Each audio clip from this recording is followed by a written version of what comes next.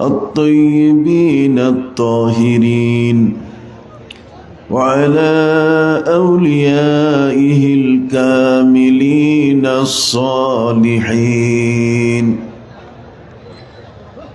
أما بعد فأعوذ بالله من الشيطان الرجيم. بسم الله الرحمن الرحيم. وأن هذا صراطي مستقيما فاتبعوه ولا تتبعوا السبل فتفرق بكم عن سبيله. ذلكم وصاكم به لعلكم تتقون. وقال تعالى: ومن يشاقق الرسول من بعد ما تبين له الهدى ويتبع غير سبيل المؤمنين نوله ما تولى ونصليه جهنم وساءت مصيرا. وقال تعالى مخبرا وآمرا: إن الله وملائكته يصلون على النبي يا أيها الذين آمنوا صلوا عليه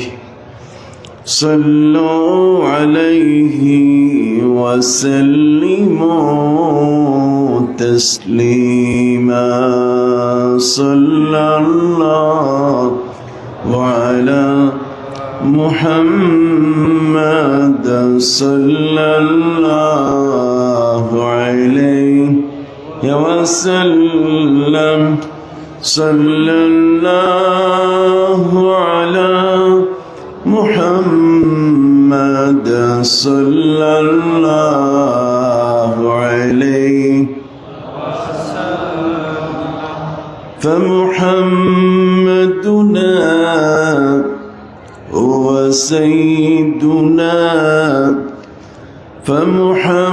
فمحمدنا هو سيدنا فالعز لنا لإجابته. صلى الله على محمد صلى الله عليه صلى الله على محمد صلى الله عليه।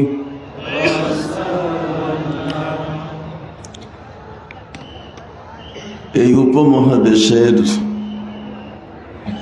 ঐতিহ্যবাহী দরবার ফন্দৌক দরবার শরীফ এর পীরে কামেল মোকাম্মেল হজরত শাহ সুফি কুতুবুল আক্তাব দাদা হুজুর কিবলা ফন্দৌকি রহমতুল্লাহ আলাই ও পীরে কামেল মোকাম্মেল হজরত শাহ সুফি মুজদ্দিদ জামান হুজুর কিবলা ফন্দৌকি রহমতুল্লাহ আলাই দয়ের ইসালে সব উপলক্ষে দুদিন ব্যাপী এই ফন্দক দরবারের আজকের সমাপনী দিবসের শ্রদ্ধাভাজন সভাপতি ফন্দক দরবার শরীফের শ্রদ্ধাভাজন পীর সাহেব কিবলা মদ্দজুল্লাহ আলী। আজকের এই মাহফিলের মঞ্চে বসে আছেন এই ফান্দাউক দরবার শরীফের আওলাদ বৃন্দ, শ্রদ্ধাভাজন ওলামা ইকরাম, আমন্ত্রিত মেহমান বৃন্দ, বিশেষ করে আমার বাম পাশে যিনি বসে আছেন এই বাংলাদেশের একজন খ্যাতনামা আলেমে দ্বীন, যিনি প্রতিটি মুহূর্তে বাতিলের বিরুদ্ধে তার সুললিত কণ্ঠে, বজ্র কণ্ঠে কথা বলে যাচ্ছেন, হযরতুল আল্লাম মাওলানা আলাউদ্দিন জিহাদি সাহেব সহ আজকের এই মাহফিলে উপস্থিত দরবারের আরাকিন, এই দরবারের ভক্ত মুরিদান, মুহিব্বিন, আজকের এই মাহফিলে কষ্ট স্বীকার করে উপস্থিত এই লক্ষ লক্ষ দিনদার মুসলমান ভাইরা, আমার মুরব্বীবৃন্দ, দূর এবং কাছ থেকে আগত মেহমানবৃন্দ, সুধী মণ্ডলী, আসসালামু আলাইকুম ওয়া রাহমাতুল্লাহি ওয়া বারাকাতুহু। আমি এই দরবারে দোয়া নেওয়ার জন্য এসেছি। এই দরবার হচ্ছে বাংলাদেশের যতগুলো হক্কানি দরবার, সেই হক্কানি দরবার সমূহের মধ্যে একটি অন্যতম ঐতিহ্যবাহী এবং সকলের কাছে গ্রহণযোগ্য একটি দরবার। এই দরবারে বছরে বাংলাদেশের যে সকল নবী প্রেমী সর্বোচ্চ মানের আলেম আছে তারা এই মাহফিলে আসেন। এই মাহফিলে যারা আসেন তারা হলেন এই বাংলাদেশের খ্যাতনামা ওলামায়ে কেরাম। অতএব ওলামায়ে কেরামের বিশাল বহর এই ফান্দাউক দরবারের মঞ্চকে শোভাবর্ধন করে, এই মঞ্চকে সাজিয়ে তোলে। এবং আপনারা যারা এদেশের বিভিন্ন প্রান্ত থেকে লক্ষ লক্ষ ভক্ত মুরিদান দিনদার মুসলমান ভাইরা এসছেন, এই সব কিছু মিলিয়ে আজকের এই মোবারক মাহফিলে আমরা উপস্থিত হতে পেরেছি। শাবান মাসের এই একটি বরকতময় সময়, আমরা সকলেই বলি আলহামদুলিল্লাহ। মহাগ্রন্থ আল কোরআনের দুটো জায়গা থেকে আপনাদের কাছে আমি তেলাওয়াত করেছি। আপনারা সকলেই জানেন আল্লাহ পাক রব্বুল আলামিন তার পবিত্র কালামুল্লাহ শরীফ আল কোরআনের মধ্যে তিনি বলেছেন, ওয়া আন্না হাযা সিরাতি মুস্তাকিমা, আর নিশ্চয়ই আমার এই রাস্তা, এটা সোজা, এটি সোজা রাস্তা। ফাত্তাবিউ, এই রাস্তাটিকে তোমরা অনুসরণ করবে, এটা ধরে রাখবে। ওয়ালা তাত্তাবিউ সুবুলা, এর আশপাশে অনেক আঁকাবাঁকা রাস্তা আছে, তোমরা সেই রাস্তাগুলোতে কখনো চলবে না, সেগুলো কখনো তোমরা আঁকড়িয়ে ধরবে না। যদি আঁকড়িয়ে ধরো ফাতাফাররাকা বিকুম আন সাবিলি, তাহলে তোমরা তোমাদের সঠিক পথ থেকে ছিটকে পড়ে যাবে, দূরে সরে যাবে। যালিকুম ওয়াসাকুম বিহি লাআল্লাকুম তাত্তাকুন, এটি তোমাদের উপরে আল্লাহর পক্ষ থেকে একটি আদেশ। ওসিয়ত শব্দের অর্থ হচ্ছে আদেশ, যাতে করে তোমরা তোমাদের নিজেদেরকে রক্ষা করতে পারো, তোমরা যেন পরহেজগার হতে পারো। তোমরা যদি এই দিক নির্দেশনা মেনে চলো, তাহলে তোমাদের এই সোজা পথে প্রতিষ্ঠিত হয়ে থাকা এটা সহজ হবে এবং তোমাদের জন্য সম্ভব হবে। সম্মানিত সুধী, আপনারা সকলেই জানেন এই বাংলাদেশ এমন একটি দেশ যে দেশে ইসলাম কোনো রাজনৈতিক দল আনে নাই। কোন রাজনীতিকের কাঁধের উপরে ভর করে, বন্দুকের নালার উপরে ভিত্তি করে এই বাংলাদেশে ইসলাম আসে নাই। বাংলাদেশের সর্বত্র অমুসলিমদের বসবাস ছিল। রাজা বাদশাহ থেকে নিয়ে পূর্বেকার গৌর গোবিন্দ, বীর বিক্রম আদিত্য, লক্ষণ সেন, এরপরে পরশুরাম, এই বাংলাদেশের মধ্যে ঠিক এই ধরনের ব্যক্তিদের বিচরণ ছিল, তাদের রাজত্ব ছিল। তাদের সময়কালে এই রাজ দরবারগুলোর সামনে দিয়ে কোনো মুসলমানের সাহস হতো না যে তারা পায়ে জুতা পরে ছাতা মেলে তারা রাস্তা পার হবে। বরং রাজ দরবারের সামনে দিয়ে মুসলমানদের হাঁটতে গেলে জুতা খুলে বগল দাবা করতে হতো এবং খোলা ছাতাকে বন্ধ করে তারপরে পথ পাড়ি দিতে হতো। এ দেশটিতে কোনো মসজিদ ছিল না, এ দেশটিতে কোনো মাদ্রাসা ছিল না, এ দেশটিতে কোনো দরবার ছিল না, এ দেশটিতে কোনো খানকা ছিল না। যদিও বহু প্রাচীন ইতিহাসে বলা হয়েছে যে সাহাবায়ে কেরামের একটা দল লালমনিরহাটের একটি জায়গায়, সেখানে তারা এসেছেন, একটি মসজিদ সেখানে উদ্ধার হয়েছে প্রত্নতত্ত্ববিদ জায়গা। তারা সেই মসজিদটি মসজিদে সাহাবা নামে, হযরত উমর ফারুক রাদিয়াল্লাহু তাআলা আনহুর সেই সময়কালে এই দেশের মধ্যে তারা এসেছিলেন। কিন্তু আপনারা সকলেই জানেন ইসলামের ইতিহাস যে কথাটি বলছে, আল্লামা বালাজুরি রহমতুল্লাহ আলাইহি তিনি তার ফুতুহুল বুলদান নামে একটি ইতিহাসের পুস্তক আছে, কিতাব, সেখানে তিনি লিখেছেন যে হযরত উমর ফারুক রাদিয়াল্লাহু তাআলা আনহুর সময়কালে এই উপমহাদেশে ইসলাম প্রচারের অভিযান পরিচালনা করা যায় কি না। আপনি সবাইকে শুনতেছেন? হাত উঁচু করে একটু দেখান দেখি, শুনতেছেন? মাশাআল্লাহ। সম্মানিত সুধী,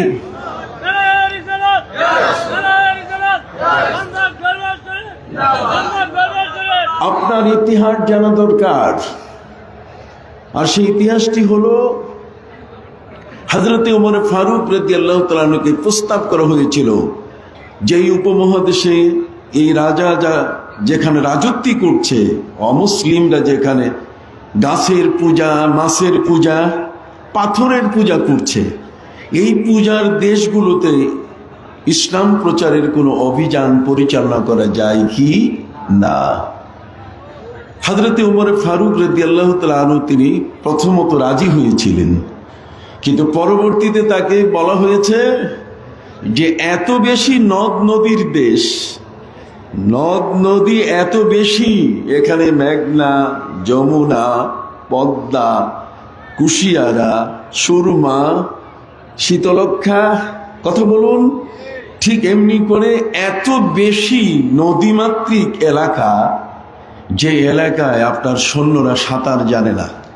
যারা ইসলাম প্রচার করবে তারা সাঁতার কি জানেন না। এটা স্বভাবত সৌদি আরবের মানুষ, তারা কিন্তু সাঁতার কাটে না, তাদের পুকুর নাই। গোটা সৌদি আরবের মধ্যে আপনি পুকুর খুঁজে পাবেন না, তাদের সমুদ্র বেশ দূরে।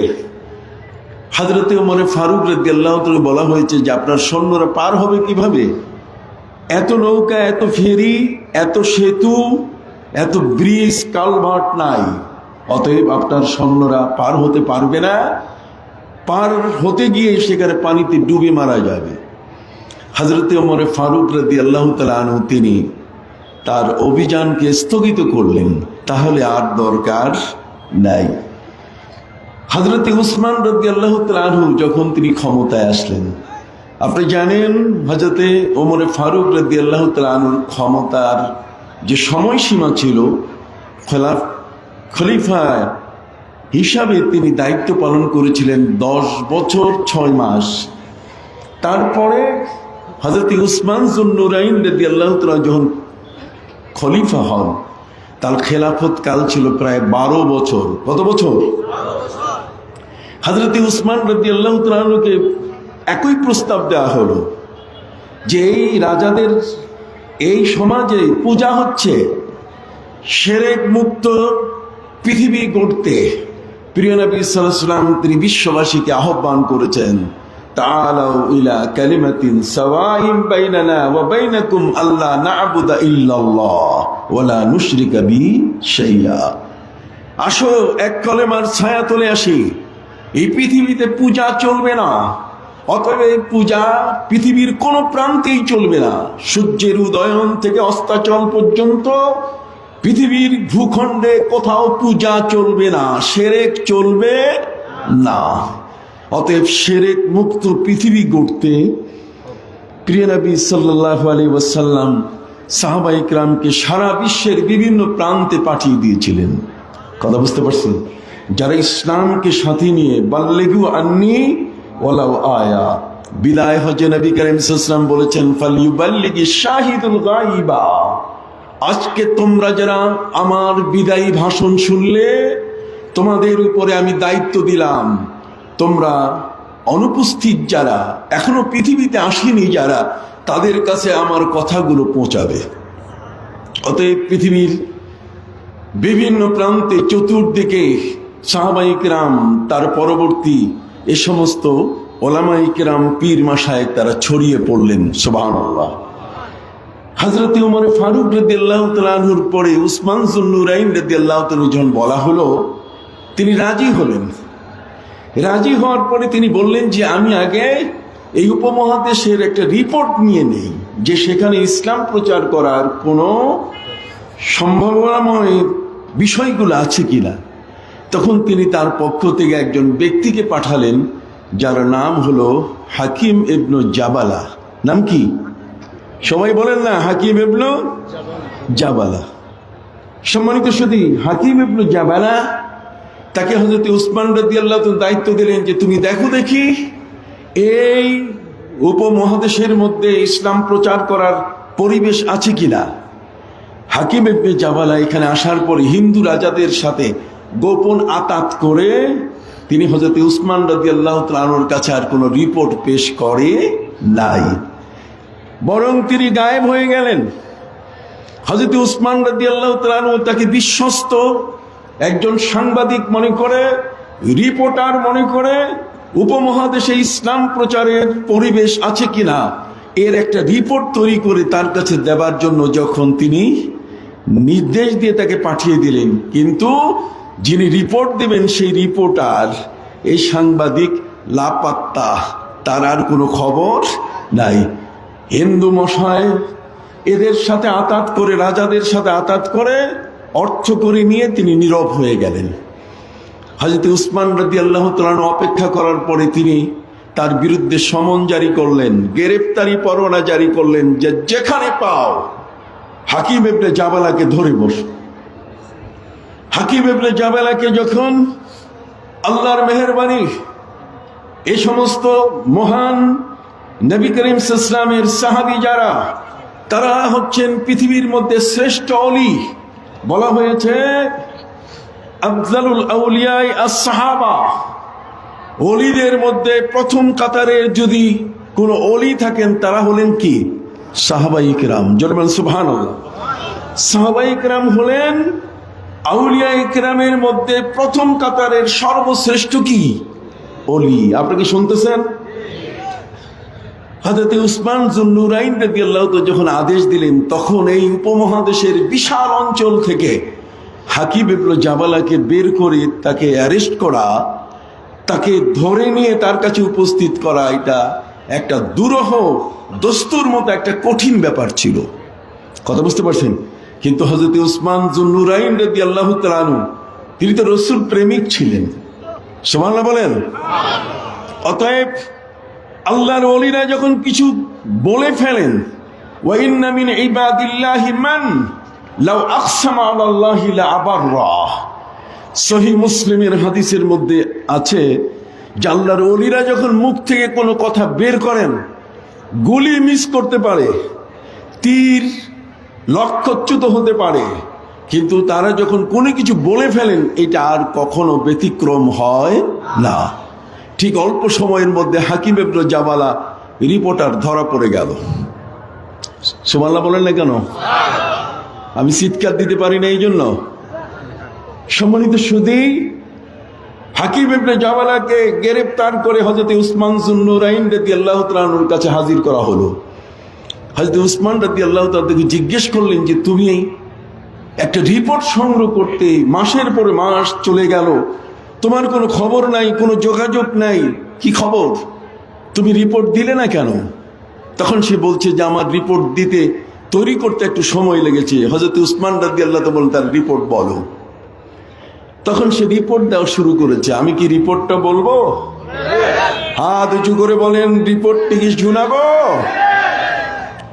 হাকিম ইবনে জাবালা হযরত উসমান যুন্নুরাইন রাদিয়াল্লাহু তাআলার কাছে রিপোর্ট করছে, মাউহা ওয়াশিলুন ওয়া লিসসুহা বাতালুন, মাউহা ওয়াশিলুন ওয়া লিসসুহা বাতালুন, ইন কাল্লাল জাইশ দা ওয়া ইন কাসুরা জা। এ হলো তার রিপোর্ট। সাংবাদিক হিসেবে আজকের এই ফান্দাউক দরবারে আপনাদের কাছে বলে যাচ্ছি, এদেশে ইসলাম এমনিতে আসে নাই। ইসলাম কোন রাজনীতিকের লড়াই লড়াই লড়াই চাই, লড়াই করে বাঁচতে চাই এই স্লোগানের মধ্য দিয়ে আসে নাই। হযরত উসমান রাদিয়াল্লাহু তাআলা আনহু তিনি তার কাছে রিপোর্টটা জেনে তাকে পাল্টা প্রশ্ন করলেন। তিনি তাকে জিজ্ঞেস করলেন, আনতা খাবিরুন আম আনতা সাজিউন, তুমি কি আমার কাছে সংবাদ পরিবেশন করলে না কবিতা শুনাইলে, কোনটা? কথা বলেন। তুমি কি আমার কাছে সংবাদ পরিবেশন করলে, রিপোর্ট দিলে, না কবিতা পড়লে, কোনটা? যেহেতু সে বলেছিল মাউহা ওয়াশিলুন লিসসুহা বাতালুন, কি মিল আছে না? কোথায়? কথা বলে না? কথার মধ্যে কি মিল আছে? মাউহা ওয়াশিলুন ওয়া লিসসুহা বাতালুন, ইন কাল্লাল জাইশ দা ওয়া ইন কাসুরা জা। হযরত উসমান রাদিয়াল্লাহু তাআলা আনহু জিজ্ঞেস করলেন, তুমি কবিতা শোনাইলে নাকি? যাহোকের অর্থ ছিল এই, মাউহা ওয়াশিলুন, এই হিন্দু মহারাজদের কাছে টাকা খাইয়া রিপোর্ট পরিবর্তন করে সে বলল যে আপনি সেনা অভিযান, ইসলামের কোন অভিযান আপনি পরিচালনা করবেন না। কেন? যে এই দেশের পানি হচ্ছে লোনা পানি। মাউহা ওয়াশিলুন ও লিসসুহা বাতালুন, এটা হচ্ছে চোরের দেশ। লিসসুন মানে কি? চোর। আর বাতাল শব্দের অর্থ হচ্ছে দুর্ধর্ষ, দুর্ধর্ষ চোরের দেশ। এই উপমহাদেশের মানুষগুলোর রিপোর্ট সে দিচ্ছে, লিসসুহা বাতালুন, দুর্ধর্ষ চোরের দেশ। ইন কাল্লাল জাইশ দা, যদি আপনি সংখ্যায় অল্প ইসলাম প্রচারকারী পাঠান, অভিযানে যদি লোক সংখ্যা কম হয়, তাহলে এরা এত দুর্ধর্ষ ডাকাত যে আপনার সৈন্যদেরকে, অভিযান পরিচালনাকারীদেরকে ওরা মেরে ফেলবে। আর ওয়াইন কাসুরা যা, আর যদি আপনি বেশি সৈন্য পাঠান ইসলাম প্রচারের জন্য, তাহলে এত অভাবের দেশ, হ্যান্ড টু মাউথ, ওরা দিনে আনে দিনে খায়। অতএব আপনার সৈন্য সংখ্যা যদি বেশি হয়, যা ক্ষুধায় মারা যাবে, না খেয়ে কি মারা যাবে। দেখছেন রিপোর্টটা কেমন? রিপোর্ট দিয়ে দিল, মাউহা ওয়াশিলুন ওয়া লিসসুহা বাতালুন, ইন কাল্লাল জাইশ দা ওয়া ইন কাসুরা যা। হযরত উসমান রাদিয়াল্লাহু তাআলা তিনি দেখলেন যে এই অবস্থায় তো এখানে কোনো ইসলামের অভিযান পরিচালনা করার সুযোগ নাই। লোনা পানি, মিঠা পানি নাই, দুর্ধর্ষ চোরের দেশ, এত বড় ডাকাত যে অল্প সংখ্যক সৈন্য হলে মেরে ফেলবে, আর বেশি যদি হয় তাহলে এত খাবারের অভাব, এরা না খেয়ে কি মারা যাবে। হযরত উসমান রাদিয়াল্লাহু তাআলা তিনি কোনো ঝুঁকি নিলেন না। কথা বুঝতে পারছেন? অতএব এই ইতিহাস আমাদেরকে বলে দিচ্ছে যে হযরতে নবী করিম সাল্লাল্লাহু আলাইহি ওয়াসাল্লামের সাহাবায়ে কেরামের সময়কালে এদেশে ইসলাম প্রচারের একটি অভিপ্রায়, ইসলাম প্রচারের এক ধরনের প্রস্তুতি নেওয়া হয়েছিল। কিন্তু এই রিপোর্টের এই অবস্থার কারণে তারা সাহাবায়ে কেরামের দলকে দেশে পাঠান নাই। যদিও মালাবার, খাইবার হয়ে সীতাগঞ্জ, সেই চট্টগ্রাম, তারপর সেখান থেকে সিলেট হয়ে ওই গুয়াংজু, চীনের গুয়াংজু পর্যন্ত সাহাবায়ে কেরামের একদল ব্যবসায়ী, তারা ব্যবসাও করেছেন, ইসলামও প্রচার করেছেন। সম্মানিত সুধী, কিন্তু পাশাপাশি এদেশের ঘরে ঘরে ইসলাম দেওয়ার জন্য, এই মানুষগুলোকে ইসলাম দেওয়ার জন্য এদেশে যেমন ইখতিয়ার উদ্দিন মোহাম্মদ বখতিয়ার খিলজি, পাশাপাশি হজরতে বাবা শাহজালাল ইয়েমেনি সুদূর ইয়েমেন থেকে, হজরতে শাপরান, ঠিক অনুরূপভাবে শামাদ্দুম, শামিরান, ঠিক অনুরূপভাবে বাইজিদ বুস্তামি, এই জমিনের মধ্যে শাহ আমানত, এই জমিনের মধ্যে এসেছেন হজরতে খানজান আলী। এই ধরনের এ মোনার্ক উইদাউট এ ক্রাউন, মুকুটবিহীন এই সমস্ত মহান অলিরা এই জমিনের মধ্যে তারা এসে ইসলামকে প্রচার করতে গিয়ে তাদের হাতের মধ্যে তসবিহ ছিল। জোরে বলেন, কি ছিল? তসবিহ ছিল। যে তসবিহ হাতে নিয়ে তারা এদেশে গোবিন্দরাজের দেশের মধ্যে তারা প্রবেশ করেছেন। সুবহানাল্লাহ বলেন। তারা প্রবেশ করেছেন। কেউ তো এমন যে মাছের পিঠে, ইরানের পাল্ক থেকে মাছের পিঠে চড়ে এই বাংলাদেশের জমিনে ইসলাম প্রচার করার জন্য এসছেন হজরতে শাহ সুলতান মাহমুদ বালখি মাহি সওয়ার রহমতুল্লাহ আলাই, যিনি বগুড়ার মহাস্থানগড়ে শুয়ে আছেন। বগুড়ার মহাস্থানগড়ে শাহ সুলতান মাহমুদ বালখি রহমতুল্লাহ আলাই, তিনি একটি নদীর পাশে নীরবভাবে তিনি ধ্যানে মগ্ন ছিলেন। তিনি মোরাকাবার সবকে ছিলেন। কিসের সবক? একটু সবাই হাত উঁচু করে বলেন, কিসের সবক? মোরাকাবায় সিদ্ধি লাভ করতে গেলে, মোরাকাবায় কেউ যদি নিজেকে উত্তরণ করতে চায়, তাহলে তার তিনটা আল্লাহর সিফাতি নামের উপরে তাকে জপনা করতে হয়। তিনটা নাম তাকে আত্মস্থ করতে হয়। একটা হলো আলিম, একটা হচ্ছে সামির, একটা হলো বাসির। আলিম মানে আল্লাহ সব জানেন, সামি মানে সব শুনেন, আর বাসির মানে কি? সব কি দেখেন। আল্লাহর এই তিনটি সিফাতি নাম, গুণবাচক নাম রক্ত যখন কেউ করা শুরু করে, তখন তার ভিতরে আল্লাহর সামি নামটা উচ্চারণ করতে করতে এটার মধ্যে বাসির শব্দটি তার ভিতরে আত্মস্থ করতে করতে এমন হয়ে যায় যে তাদের চোখ খুলে যায়, তারা পৃথিবীর এক প্রান্ত থেকে আরেক প্রান্ত দেখা শুরু করেন। অতএব সম্মানিত সুধী বন্ধুরা আমার, হযরত শাহ সুলতান মাহমুদ বালখি রহমতুল্লাহ আলাই নদীর পাড়ে বসে তিনি মোরাকাবা করছিলেন। কি করছিলেন? আবার বলেন, কি করছিলেন? মোরাকাবা। বিশেষ আল্লাহর সিফাতি গুণাবলীতে তিনি তাহান্নুস করছিলেন, তার মানে ইবাদতে তিনি নিমগ্ন হয়েছিলেন। ঠিক এই মুহূর্তে ইলহাম এসে গেল, তোমার এই মুহূর্তে চোখ খোলো, যেই নদীর পাশে তুমি মোরাকাবায় ব্যস্ত, সেই নদীতে একটা মাছ ভেসে উঠেছে। তুমি মাছের পিঠের উপরে বসো, এই মাছ তোমাকে তোমার কর্মস্থলে পৌঁছে দিবে। ইসলাম যেখানে প্রচার করবে সেই জায়গায় মাছ তোমাকে নিয়ে যাবে। সম্মানিত শুধু ইরানের বাল্ক, আমি ইরানে গিয়েছি, ইরানের বাল্ক এলাকাও গিয়েছি। যেই বাল্ক এলাকায় শাহ সুলতান মাহমুদ বালখি রহমতুল্লাহ আলাই মাছের পিঠে সোয়ার হয়ে যেই নদীতে তিনি মাছের পিঠে উঠেছেন, আল্লাহ তাআলা আমাকে সেই নদীটাও দেখার সুযোগ করে দিয়েছেন। সম্মানিত শুধু বন্ধুরা আমার, আজকের এই বিষয়গুলোকে সম্পূর্ণ অস্বীকার করা হচ্ছে। তারা এই বিষয়গুলোকে মানতেছে না। আমাদের দেশে কতগুলো মানুষ আছে যারা সেকুলারিজম, কতগুলো মানুষ আছে যারা কমিউনিস্টের আল্লাহ রসুল কিছুই মানে না।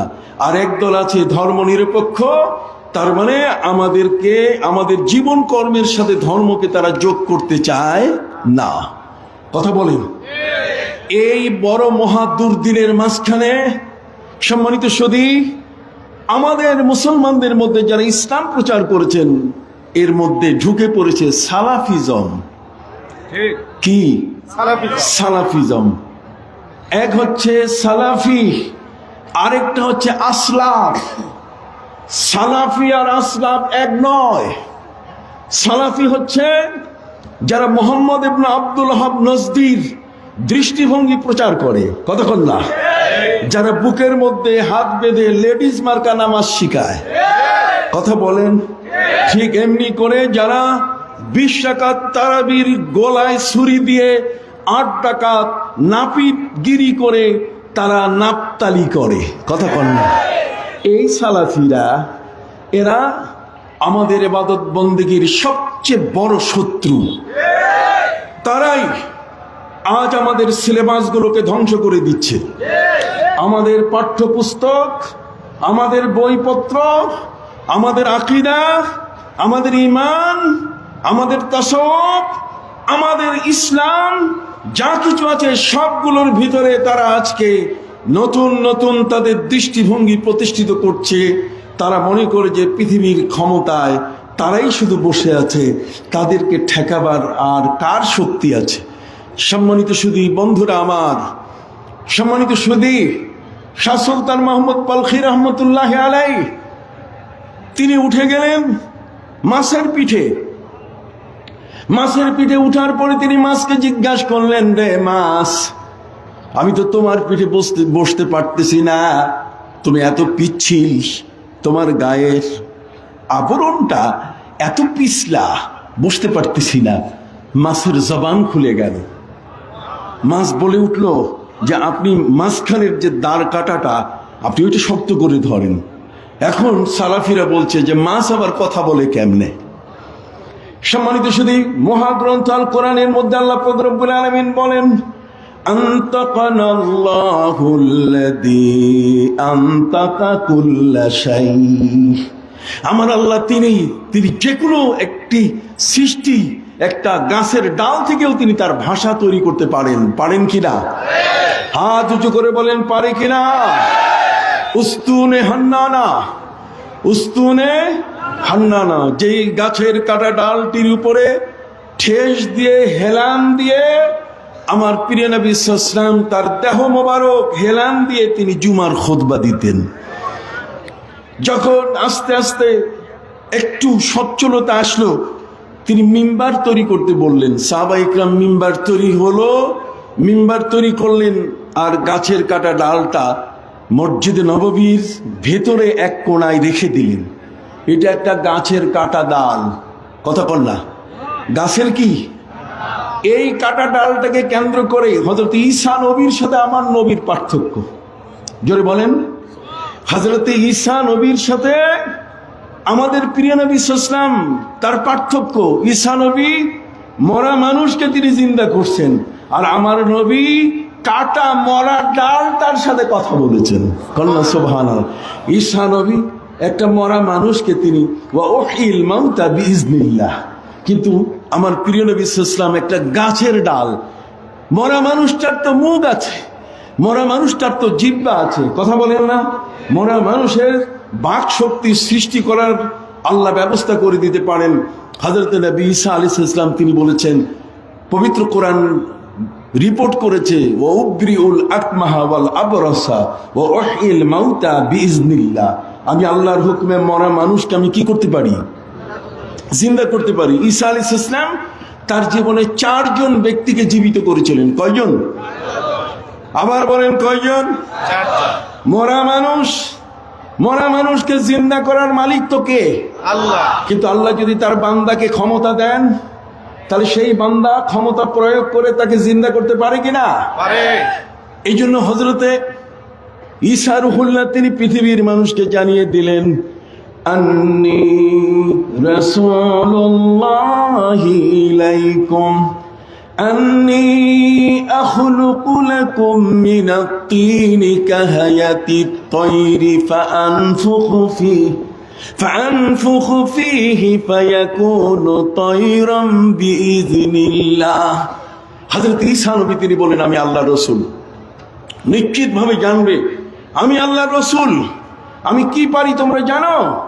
আমি মাটি, কাদা, পানি আর কাদা একসাথে করে আমি পাখির আকৃতি দিয়ে যদি একটা ফু দেই, তাহলে সেই ফু দেওয়ার সাথে সাথে ফায়াকুনু তায়রাম বিইজনিল্লাহ, তাহলে ওই মাটির বানানো পাখিটা ডানা নেড়ে আকাশে উঠতে থাকে। তখন সুবহানাল্লাহ। তাহলে মাটি তৈরি পাখি যদি ডানা নেড়ে আকাশে উঠতে পারে, হযরত ঈসা রুহুল্লাহ তিনি বলছেন শুধু তাই নয়, ফু দিলে ফু, ওই সালাফিরা ফু মানে না, কতক্ষণ না, ওরা কি মানে না, ফু মানে না। আজকে তারা এই সুযোগে, যেই সময়টাতে আল্লাহর ওয়ালিরা কিছুটা নীরব হয়ে আছেন, কতক্ষণ না, সেই সুযোগটাকে তারা ব্যবহার করে এগুলো আমাদের আকায়েদের বই থেকে তারা একটা একটা করে বিদায় করে দিয়েছে। নতুন ভাবে তারা আমাদের শিশুদের হাতে বই দেওয়ার চেষ্টা করছে। কিন্তু মহাসত্য একটি বিষয় জানতে হবে, এদেশের ওলিরা ভেসে আসে নাই, এদেশের আলেমরা এরা ঘাস খায় না, এদেশের আলেম যারা তারা এখনো বেঁচে আছে। অতএব বাইরের অর্থে প্যাট্রোনাইজ হয়ে, বাইরের অর্থের মদদে নতুন করে আউলিয়া ইকরাম, পীর মাশায়েখ, নবী রাসূলদের তাবাররুকাত, এই সবগুলোকে ধ্বংস করে নতুন করে ইসলাম এদেশে প্রচার করা হবে। ওই ইসলাম আমরা মানি? হাত উঁচু করে বলেন, ওই ইসলাম আমরা কি? ওই ইসলাম মানি না। এবং ইতোমধ্যে আমরা সেই ইসলাম কারা প্রচার করছে, কাদের হাতে সেই ইসলাম, সেটা আমরা ভালো মতো বুঝেছি যে তাদের ইসলাম এত ব্রাইটিশ যে তারা একদিকে মন্দিরে যেমন গীতা পাঠ করে, আর একদিকে তারা রোজা পূজার মধ্যে পার্থক্য করতে পারে। রোজা আর পূজার মধ্যে যাদের পার্থক্য জ্ঞান নেই, যারা মন্দিরে প্রসাদ খায়, যারা মন্দিরে গিয়ে ওই হিন্দু সনাতনীদের মতো সেখানে তাদের কি বলে এটাকে, ঘন্টা বাজায়, কতক্ষণ না, সেই ইসলামে কি আমরা একমত? হাত উঁচু করে বলেন, বলিষ্ঠ কণ্ঠে উচ্চারণ করেন, আমরা কি একমত? আমরা কখনো একমত নই। তার কারণ আমরা হচ্ছি প্রিয় নবী ইসলামের এমন একদল উম্মত যে কোনো অবস্থাতেই কোন বাতিলের কাছে আমরা আমাদের মাথা নত করতে আমরা জানি না।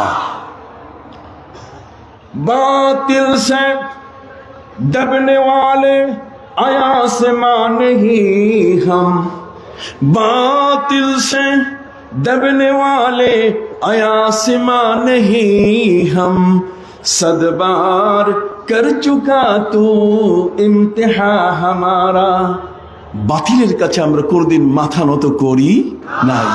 অতএব সম্মানিত সুধী বন্ধুরা আমার, বাল্খ এলাকায় একজন আল্লাহর ওলি, তিনি মোরাকাবা করছেন, আর তার কাছে এলহাম আসলো। কি আসলো? এলহামের দুয়ার খোলা, এটা কিয়ামত পর্যন্ত খোলা। ফালহামাহা ফুজুরহা ওয়া তাকওয়াহা। অতএব এলহাম হচ্ছে আল্লাহর পক্ষ থেকে তার প্রিয় বান্দাদেরকে আল্লাহ গোপনে কিছু জানিয়ে দেন, তাদের অন্তরে উপলব্ধি দান করেন। কন্যা সুবহানাল্লাহ। অতএব সম্মানিত সুধী, হযরতে শাহ সুলতান মাহমুদ বলখি রহমতুল্লাহ আলাই তিনি মাছকে জিজ্ঞেস করলেন, রে মাছ, তুমি আমাকে কোথায় নিয়ে যাও? মাছ বলছে, হুজুর খোদার কসম করে বলছি আমি জানি না, আমার সামনে ফিরিস্তারা যেখানে নিয়ে যাচ্ছে আমি সেদিকে যাচ্ছি। হযরতে শাহ সুলতান মাহমুদ বলখি মাছের পিঠের উপরে সওয়ার, মাছ থেকে নিতে নিতে আব্দুল্লাহপুরে নিয়ে আসছে। কোথায়?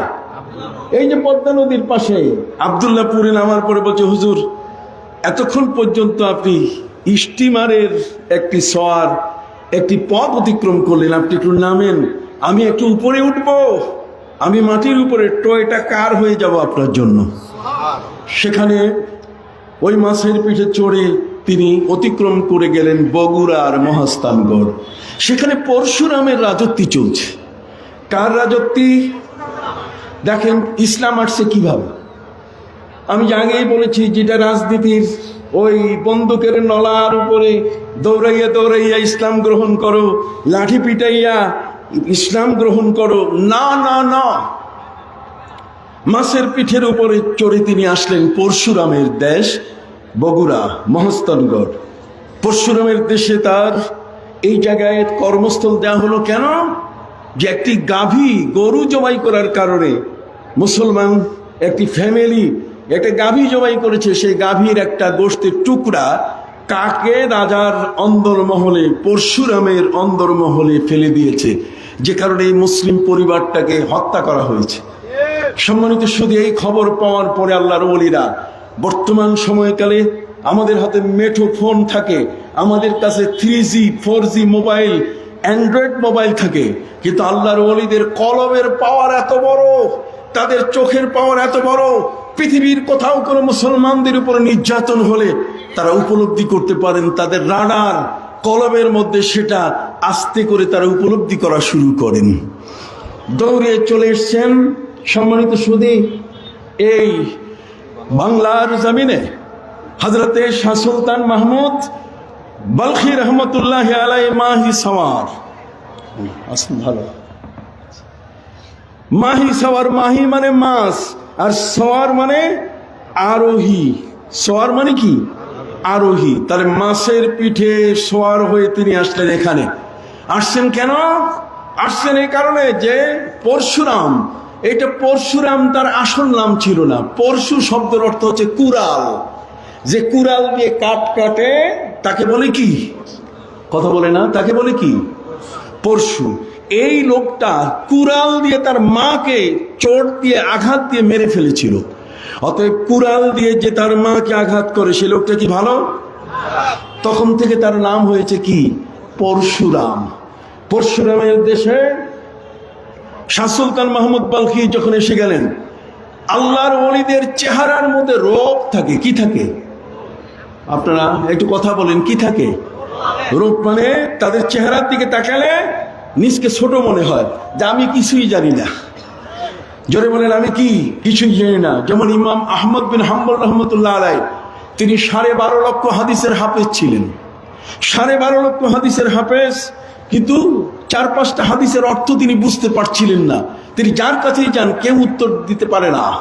উনি বললেন, আমি সকালবেলায় বাগদাদের গলিতে হাঁটতেছি, ঠিক এই মুহূর্তে এমন একজন ব্যক্তির সাথে দেখা হলো যার দাড়ি, তার চেহারা দেখে আমি যে 12 লক্ষ হাদিসের হাফেজ এর কোনোটাই আমার মনে নাই। আমি যখনই তাকে প্রশ্ন করি সাথে সাথে সে কি দেয়? উত্তর দেয়। সুবহানাল্লাহ বলেন। হযরত ইমাম আহমদ বিন হাম্বল রহমতুল্লাহ আলাইহি বলেন, এর আগে আমি আমার ছেলেকে বলেছিলাম কোনো পীরের দরবারে যাবে না, কিন্তু সেদিন ওই ব্যক্তির কাছে যাওয়ার পরে মনে হয়েছে যে আমার 12.5 লক্ষ হাদিসের যে ভান্ডার, আর যার কাছে আমি প্রশ্ন করছি তার ভান্ডার আমার চেয়ে কোটি কোটি গুণে সমৃদ্ধ। সুবহানাল্লাহ বলেন। তাহলে কোটি কোটি গুণে সমৃদ্ধ তার জ্ঞানের ভান্ডার। সুবহানাল্লাহ বলেন। সম্মানিত সুধী, অবাক কাণ্ড, উনি যা প্রশ্ন করেন সাথে সাথে উত্তর দিয়ে দেন। ইমাম আহমদ বিন হাম্বল রহমতুল্লাহ আলাই যা প্রশ্ন করছেন সাথে সাথে তিনি তার উত্তর দিয়ে দিচ্ছেন।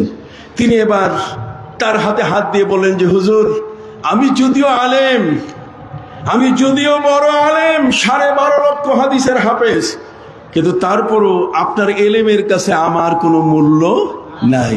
তার মানে ফাওয়াজাদা আবদাম মিন ইবাদিনা আতাইনাহু রাহমাতাম মিন ইনদিনা ওয়া আল্লামনাহু মিন লাদুন্না ইলমা। হযরত নবী মুসা আলাইহিস সালামকে আল্লাহ তাআলা যেমন খিজির আলাইহিস সালামের কাছে পাঠিয়ে দিয়েছেন, দিবেন কি না? কেন? খিজির আলাইহিস সালামের কাছে 2টা ইলম ছিল। কয়টা? একটা হচ্ছে ইলমে রুশদ, ইলমে রুশদ, আরেকটা ছিল ইলমে লাদুন্নি। ইলমে রুশদ হচ্ছে এটা এমন একটা বিষয়, আল্লাহ তাআলা হযরত নবী ইব্রাহিম আলাইহিস সালাম সম্পর্কে বলেছেন, ওয়ালাকাদ আতাইনা ইব্রাহিম রুশদাহু ওয়া কুননা বিহি আলিমিন। রুশদ, রুশদ হচ্ছে এমন এক ইলম, এমন এক জ্ঞান যে এই জ্ঞানটা অর্জন করতে গেলে চোখেরও প্রয়োজন হয় না, এই জ্ঞানটা অর্জন করতে গেলে কানেরও প্রয়োজন হয় না। এটা সরাসরি আল্লাহর পক্ষ থেকে একজন ব্যক্তির ভিতর চলে আসে। আর ইলমে লাদুন্নি হচ্ছে থ্রো ফ্রম আল্লাহ, আল্লাহর পক্ষ থেকে বান্দার সিনার মধ্যে এমন ভাবে চলে আসে, এই জন্য কোনো উস্তাদের ক্লাসে বসতে হয় না। সুবহানাল্লাহ বলেন। হযরত নবী মুসা আলাইহিস সালাম তিনি যখন বলেছিলেন আমি সবচেয়ে বড় জাননেওয়ালা, ইন্নী আলামুন নাস, আল্লাহ বলছেন না, তোমার চেয়েও বড় জাননেওয়ালা পৃথিবীর মধ্যে কি আছে। মুসা আলাইহিস সালাম আল্লাহর কাছে প্রশ্ন তুলেন যে আল্লাহ সেটা কোথায়? আল্লাহ বলছে তুমি বিশ্বাস করো না? ওমান আসদাকু মিনাল্লাহি হাদিসা, আল্লাহর চেয়ে মহা সত্যবাদী কে? আল্লাহ বলে দিলেন মাজমাউল বাহরাইন, দুই সমুদ্রের মিলন মোহনা। যেই দুই সমুদ্রের মিলন মোহনা আলেকজান্দ্রিয়ায়, সেখানে একটা দরিয়া আছে, একটা সমুদ্র আছে, যেই দরিয়াটা একজন অলির নামে, সে দরিয়াটার নাম হলো দরিয়ায়ে খিজির। নাম কি? দরিয়া খিজির। এগুলো আস্তে আস্তে বিলুপ্ত করে দেওয়া হয়েছে। এই দরিয়ায়ে খিজির এখন নাই, এগুলোকে মিশে দেওয়া হয়েছে। আমাদের বইপত্র থেকে যেমন তাসাউফ, আমাদের বইপত্র থেকে যেমন আল্লাহর ওলিদের কারামত, আমাদের বইপত্র থেকে যেমন হায়াতুন নবী, আমাদের বইপত্র থেকে প্রিয় নবী সাল্লাল্লাহু আলাইহি ওয়াসাল্লামের পবিত্র মেরাজে তিনি আল্লাহকে দেখেছেন, এই বিষয়গুলো যেমন মিশিয়ে দেওয়া হচ্ছে, যাতে কখনো আমাদের সন্তানরা যেন এই বিষয়গুলোর তথ্য না পায়। কিন্তু আল্লাহর মেহেরবানি, আমরা বর্তমান যারা সরকার গঠন করছে তাদের কাছে আমরা উদাত্ত আহ্বান জানাই, আমাদের সেই জ্ঞান যারা বিলুপ্ত করে ফেলছে সেই বইগুলোতে আবার সেই জ্ঞান নিয়ে আসা হোক। কি আমরা দাবি করতে পারি কিনা? হাত উঁচু করে বলেন, দাবি করতে পারি কিনা? আমরা নতুন যে সরকার গঠিত হচ্ছে সেই নতুন সরকারকে আমরা অভিবাদন জানাই। তাদের সুস্বাস্থ্য এবং তারা ধর্মের খেদমত করতে গিয়ে যেন কখনো ওই ধরনের কারো ফাঁদে যেন পা না দেয়, যাতে করে দেশের আউলিয়া ইকরাম নতুন করে বিপ্লবের চিন্তা করে। কথা কন না, এদেশের আউলিয়া ইকরাম কিছু বসে থাকবে না। কি বসে থাকবে? ইসলামের এই আধ্যাত্মিকতা, এই মুরাকাবা, মুশাহাদা, একদিন কালে এটা আইনুল ইলম, এটা আলাদা একটা তাসাউফের কিতাব ছিল, সেটাকেও কৌশলে সিলেবাস থেকে বাদ দেওয়া হয়েছে। জোরে বলেন, এগুলো কৌশলে বাদ দেওয়া হয়েছে যাতে করে কোনো ক্রমে আমাদের দেশের মানুষ যেন পীরের দরবারে না আসে, কোনো অলির দরবারে যেন না আসে।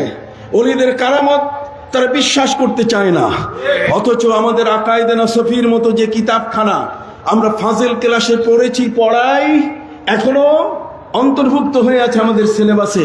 সেখানে পীর মাশায়েখ ওলিয়া উলিয়া শুধু নয়, হযরত উমরে ফারুকের মতো ব্যক্তি জুমার মিম্বরে দাঁড়াইয়া 900 কিলোমিটার দূরে নাহাবান এলাকার মানুষদের সেনাকে তিনি বললেন, সেনা প্রধানকে, তার নাম ছিল সারিয়া, নাম ছিল কি? সারিয়া। তিনি সারিয়াকে বলেন, ইয়া সারিয়া তো আল জাবালা আল জাবাল, পাহাড়ের পথ ধরো, পাহাড়ের পথ ধরো। 900 কিলোমিটার দূরে, এত দূরে সৈন্যরা বিপদে পড়ে, হযরত উমরের চোখ খুলে গেছে।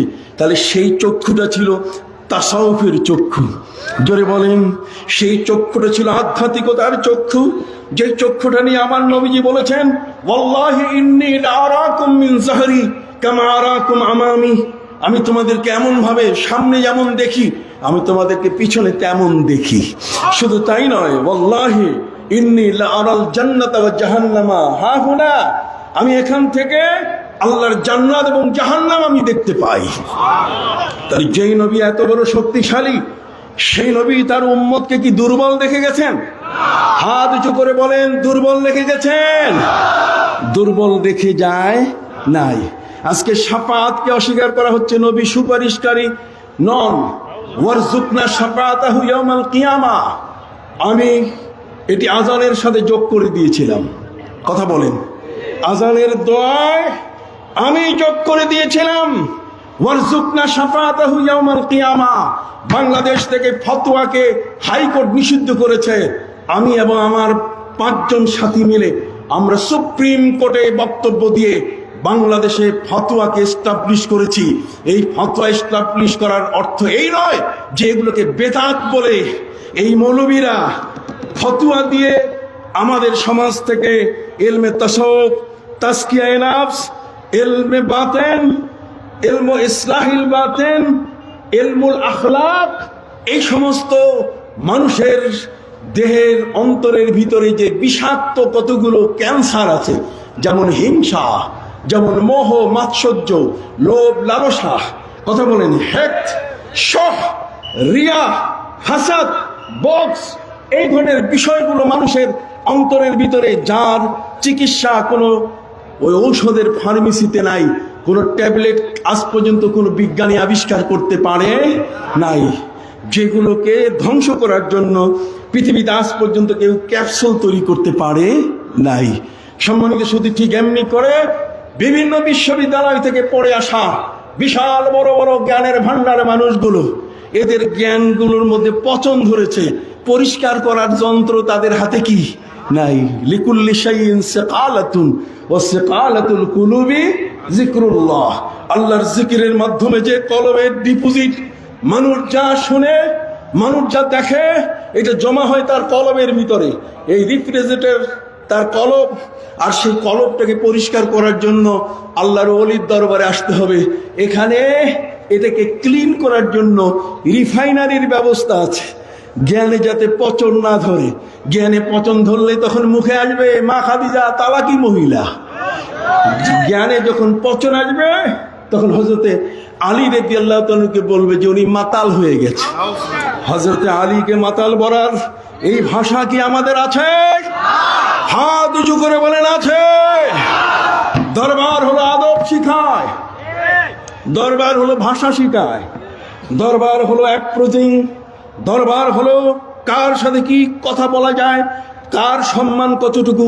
হযরত আলী রাদিয়াল্লাহু তাআলা, যার নাম আকাশের গায়ে লেখা আছে আসাদুল্লাহিল গালিব, আল্লাহর বিজয় সিংহ, আল্লাহর বিজয় সিংহ। হযরত আলী রাদিয়াল্লাহু তাআলা যিনি কাবা ঘরে জন্ম নিয়েছেন, কাবা ঘরের ভিতরে, আর আপনি খুব সহসা মুখে আসলো আর বলে ফেললেন উনি মাতাল, উনি মদে মাতাল ছিলেন। ভাষা ঠিক করতে হবে। ভাষা ঠিক করতে গেলে আপনাকে আল্লাহর ওলির দরবারে আসতে হবে। তাসাউফের মাধ্যমে শুধুমাত্র আপনার কলবটাই পরিষ্কার হবে না, কলবের সাথে সাথে আপনার জিহ্বা পরিষ্কার হয়ে যাবে। কলবের মাধ্যমে আপনার আঙ্গুলের ইশারা পরিবর্তন হয়ে যাবে, আপনার চাল চলন, আপনার উঠন বসন, আপনার পাঠ্য পঠন, আপনার কথ্য কথন, আপনার উপস্থাপন, আপনার যা কিছু আছে তার সব কিছুতে পরিবর্তন চলে আসবে। আর যখন আপনি আসবেন না, তখন দেখা যাবে আবু জাহাল আমার নবীকে যেভাবে বলেছে ঠিক সেভাবে ওই ব্যক্তির ভাষা খুলে যাবে। তখন সে গর্বসুরদ আদমি এন সাবুদে আহমদ আবু জাহাল এক সাবুদে, তখন সে মনে করবে আবু জাহালের মতো, যে আবু জাহালের যেমন দুখানা পা, মুহাম্মদ সাল্লাল্লাহু আলাইহি ওয়াসাল্লামের দুখানা পা, অতএব কোনো পার্থক্য নাই। ওয়াইন তাদউহুম ইলাল হুদা লা ইয়াসমাউ ওয়া তারাহুম ইয়ানজুরুনা ইলাইকা ওয়া হুম লা ইউবসিরুন। হে নবী, এই আবু জাহাল, ওরা আপনাকে দেখে, ওরা মনে করে আপনি আর তাদের মধ্যে পার্থক্য নাই, কিন্তু ওরা শুধু দেখে মাত্র। ওহুম লা ইউবসিরুন, ওরা অন্তর্নিহিত ভাবে আপনার গভীরে তারা কখনো প্রবেশ করতে পারে না। যেখানে তারা আপনাকে বলে ফেলে আপনি পাগল, কতক্ষণ না আপনি জাদুকর, কিন্তু তারা যদি আপনার গভীরে প্রবেশ করত তাহলে ওরা আত্মসমর্পণ করে আবু বকর সিদ্দিক হয়ে যেত, কতক্ষণ আবু মানে হয়তো উমরে ফারুক হয়ে যেত। তারা আপনার কাছে আত্মসমর্পণ করে হয়তো উসমান জুন্নুরাইন, হযরতে আলী কাররামাল্লাহু ওয়াজহা, ঠিক এই ধরনের ব্যক্তির পরিণত হয়ে যেত। যা হোক, আলোচনা অনেক লম্বা, বড় বড় আলেম পীর সাহেব মাশায়েখ বৃন্দ এখানে বসে আছে। আমি আপনাদের কাছে পরিষ্কার ভাষায় বলতে চাই, আমরা আল্লাহর ওলিদের কাছ থেকে ইসলাম পেয়েছি, বাংলাদেশে অন্য কারো কাছ থেকে পাই। বাজে কথা বলে লাভ নাই, সোজা কথা বাংলা ভাষায় বাজে কথা বলে কি পেশাল পাইরা লাভ নাই, বাচাল হয়ে লাভ নাই। বাচালতার কোনো মূল্য নাই, পেঁচাল পাড়ার কোনো মূল্য নাই। বাজে কথা শোনার কান আমাদের কাছে কি নাই। এদেশে শাহ সুলতান মোহাম্মদ বলখি তিনি চলে আসলেন। আসার পরে যখন পরশুরামের সামনে মুখোমুখি হয়ে গেলেন, আল্লাহর ওলিরা হলেন এমন, ইমাম আহমদ বিন হাম্বল তার ছেলেকে প্রথমে বলেছিলেন পীরের দরবারে যাইও না, কিন্তু পীরের হাতে তার প্রশ্নের উত্তর পাওয়ার সাথে সাথে তিনি দেখলেন যে আপনি আমাকে বায়াত করেন। হযরত আবু হামজা তার হাতে তিনি বায়াত হলেন। বাড়িতে গিয়ে তিনি বললেন, ইয়া বুনাইয়া, হে আমার প্রিয় পুত্র, ইত্তাবে মিন হাউলা ইল্লাযিনা জাদু আলাইনা বিল ইলম, এখন থেকে পীরের দরবারে যাবে। পীরের এলেম আল্লাহর ওলিদের এলেম আলেমদের চেয়ে বেশি। জোরে বলেন, আল্লাহর ওলিদের এলেম আলেমদের চেয়ে কি বেশি। কেন? এই দরবারের মধ্যে তাদের এলেম হলো এমন, মুসা আলাইহিস সালাম যখন হযরত খিজির আলাইহিস সালামের কাছে বলছে, হাল আত্তাবিউকা আলা আন তুআল্লিমানি মিম্মা উল্লিমতা রুশদা, এই যে রুশদের কথা এখানে আসছে, আপনি কতটুকু বুঝতেছেন আমি বুঝি না। সম্মানিত সুধী, এমন একটা পরিচ্ছন্ন জ্ঞান, যে পরিচ্ছন্ন জ্ঞানটা আলাদাভাবে আল্লাহ তাআলা তার কিছু বান্দাকে দিয়ে থাকেন। হযরত খিজির তিনি তাকে বলে দিয়ে দিলেন, মুসা তোমার মধ্যে সেই ধৈর্য নাই, এই জ্ঞান আহরণ করতে গেলে তোমার ধৈর্যের দরকার আছে। উনি বলছেন আমি ধৈর্য ধরবো।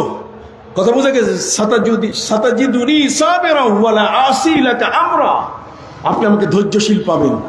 হযরত মুসা আলাইহিস সালামকে খিজির আলাইহিস সালাম শর্ত দিলেন, কি জানেন? ক্বালা ইন ইত্তাবা'তানি ফালা তাসআলনি আন শাইইন হাত্তা উহদিসা লাকা মিনহু যিকরা। মুসা, তুমি আমার সাথে থাকতে পারো, কিন্তু শর্ত হলো এটা যে তোমার মুখ বন্ধ করে রাখতে হবে, কথা বলা যাবে না। কাল মাইয়াতি আলা ইয়াদিল গাসিল, লাশ যেমন গোসল দানকারীর হাতে থাকে, পীরের কাছে মুরিদকে ঠিক এইভাবে থাকতে হবে। আপনারা বুঝেন নাই মনে হয়, কি বুঝছেন? কাল মাইয়াতি আলা ইয়াদিল গাসিল, মুর্দারকে, মরা মানুষকে যিনি গোসল দেন, মরা মানুষ কি তাকে বাধা দিতে পারে যে আপনি আমাকে পাশ ফিরাবেন না? কই বলতে পারে কি? তাহলে কাল মাইয়াতি আলা ইয়াদিল গাসিল, মরা মানুষের হাতে, মানে গোসল দানকারীর হাতে যেমন মরা মানুষ, পীরের দরবারে তার মুরিদ থাকবে ঠিক এরকম। কথা বুঝে নেই? যদি কথা বলে ফেলে, প্রশ্ন করে ফেলে, তার এটা ক্যাট বিড়াল। কতক্ষণ না, এই ক্যাট কখনো কিছুই নিতে পারবে না। আল্লাহর ওলিদের কাছে আসতে গেলে তাকে মুখ বন্ধ করতে হবে। আর তার প্রমাণ সূরা কাহাফের মধ্যে, যখন তিনি ওই সমুদ্রের মধ্যে নৌকা চালানো শুরু করলেন, নৌকায় উঠলেন, হযরত নবী মুসা আলাইহিস সালাম ঠিক ওই মুহূর্তে তিনি দেখলেন যে খিজির আলাইহিস সালাম নিজে চাকু নিয়ে তিনি নৌকার তলা ছিদ্র করতেছেন। মুসা আলাইহিস সালাম দেখলেন, হায়, এই নৌকার তলা ছিদ্র করলে তো আমি শেষ, ডুবে মারা যাব। তিনি প্রশ্ন করলেন, আখারাক্তাহা লিতুগরিকা আহলাহা লাকাদ জিতা শাইয়ান নুকরা, আপনি এটা কেমন করলেন? এটা তো আমরা মরে যাব। হযরত খিজির আলাইহিস সালাম বলছেন, আলাম আকুল্লাকা ইন্নাকা লান তাস্তাতিয়া মাইয়া সাবরা, আমি বলি নাই তোমাকে যে তোমার ধৈর্য নাই? সুবহানাল্লাহ বলেন। অতএব আমি আমার আলোচনা, বিরাট লম্বা আলোচনা, এতটুকু বলে শেষ করতে চাই। শাহ সুলতান মাহমুদ বালখি যখন পরশুরামের কাছে আসলেন, পরশুরামের ছোট বিশাল হেসাক লাইট বুঝেন? হেসাক লাইট বোঝেন? আগে বিয়ে বাড়িতে জ্বালানো হইতো, এই কারেন্ট ছিল না, হেসাক লাইট, বিশাল আলো। হযরতে শাহ সুলতান মাহমুদ বালখিকে দেখে সে ল্যাম্প হয়ে গেল, কুপি বাতির মতো হয়ে গেল। হযরতে শাহ সুলতান মাহমুদ বালখি বললেন, শোনো, আমি তোমার দেশে থাকবো, আমি যাব না, তুমি আমার জন্য একটা জায়নামাজের জায়গা দিতে পারো? কাহা, জায়নামাজের জায়গা দিতে কোনো আপত্তি নেই, আপনার সাথে আমি যুদ্ধ করব না। ছোট হয়ে গেছে তার কাছে। হযরতে শাহ সুলতান মাহমুদ বালখি রহমতুল্লাহ আলাই তিনি বলে দিলেন যে জায়নামাজের অতটুকু জায়গা তুমি আমাকে লিখে দাও, যতটুকু জায়গা জায়নামাজের ততটুকু আমার। কাহা লিখে দিলেন, যেটা কতটুকু? একদিকে 2.5 ফিট আর একদিকে 3.5 ফিট, এটা কোনো একটা জায়গা? উনি বলছেন এতটুকু জায়গা তুমি আমাকে লিখে দাও। উনি যখন জায়নামাজের উপরে বসলেন, জায়নামাজ চ্যাপ্টা হওয়া শুরু করলো, লম্বা হওয়া শুরু করলো, চতুর্দিকে বাড়তে পরশুরামের পুরা দেশ দখল। সুবহানাল্লাহ বলেন। ওয়া কারামাতুল আউলিয়ায়ে হাক্কুন। বাবা শাহজালাল ইয়ামানি জায়নামাজের উপরে 360 জনকে উঠাইছে।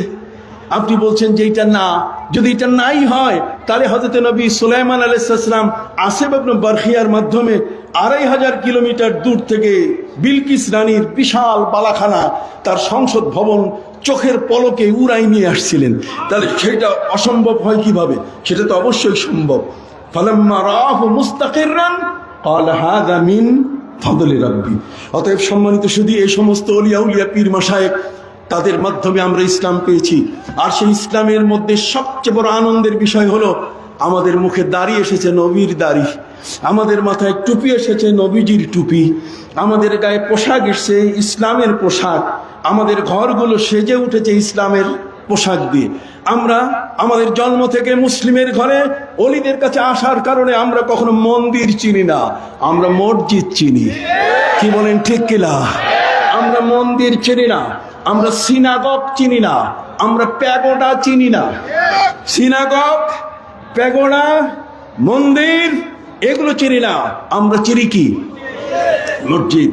অতএব সেই মসজিদ, খানকা, মাদ্রাসা, দরবার, মক্কা, মদিনা এগুলোই আমাদের। কি বলেন ঠিক কিনা? কুল ইন্না সালাতি ওয়া নুসুকি ওয়া মাহইয়ায়া ওয়া মামাতি লিল্লাহি রাব্বিল